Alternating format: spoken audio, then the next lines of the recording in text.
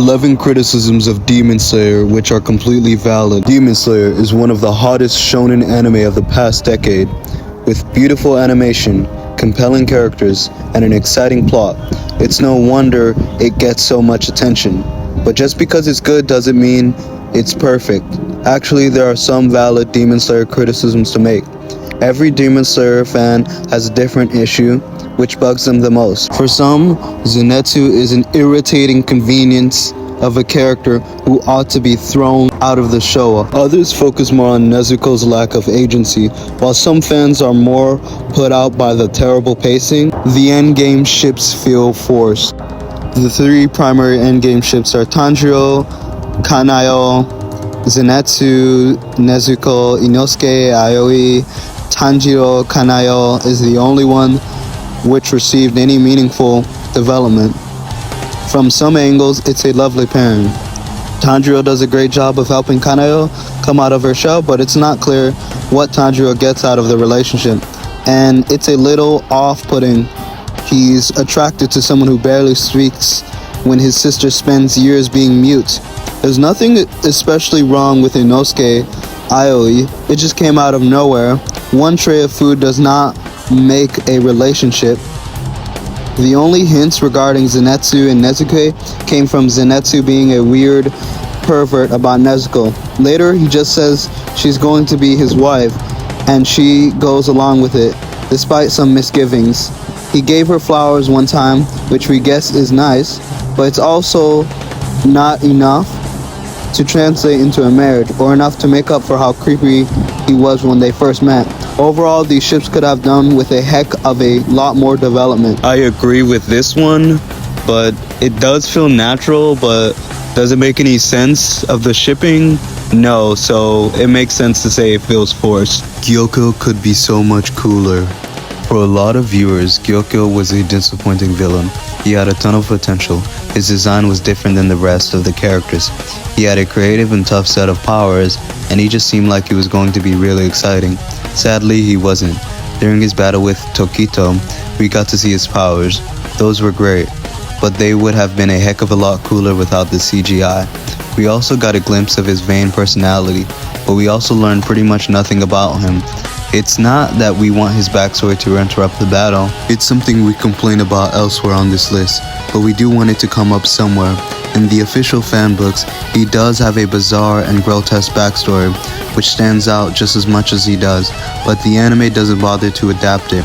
For someone as unique as Guoko, it's really important to know why he is the way he is. I agree with this one, since anime should be faithful. Zetsu is a polarizing character. Is it just us, or is the anime pervert archetype getting really annoying?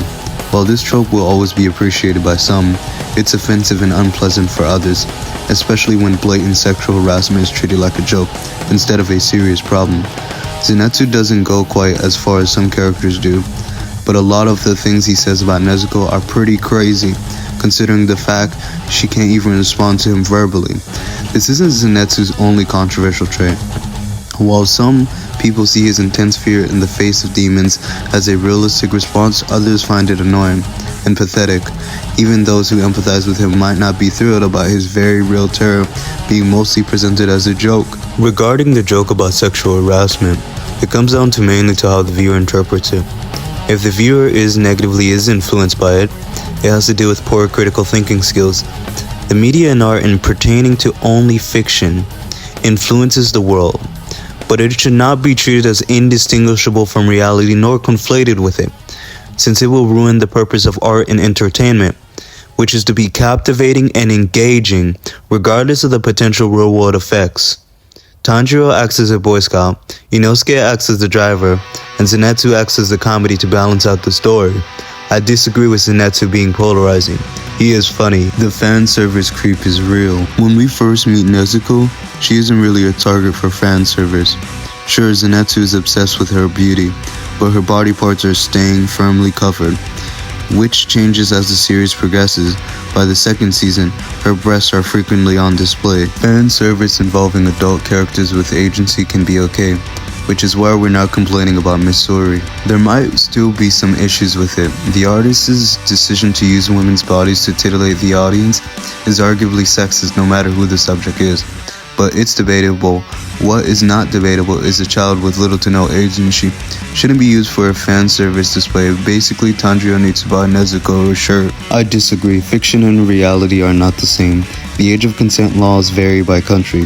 This is not a comparison. Would you complain about the mere depiction of fictional violence or any other controversial part of fiction? If not, then don't be selective by criticizing fiction. Sexualizing fictional characters do not deserve special treatment and aren't moral or immoral, it's amoral.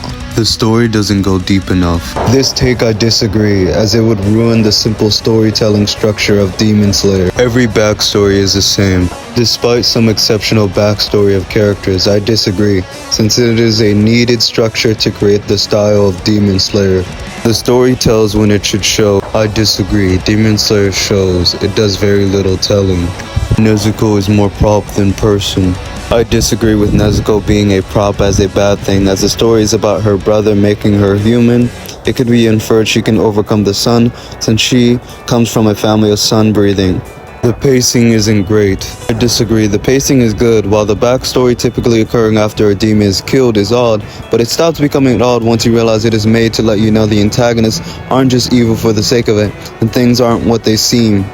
Comedy is awkward and repetitive. I disagree. The comedy is good. It is repetitive, but it is needed for the style of humor.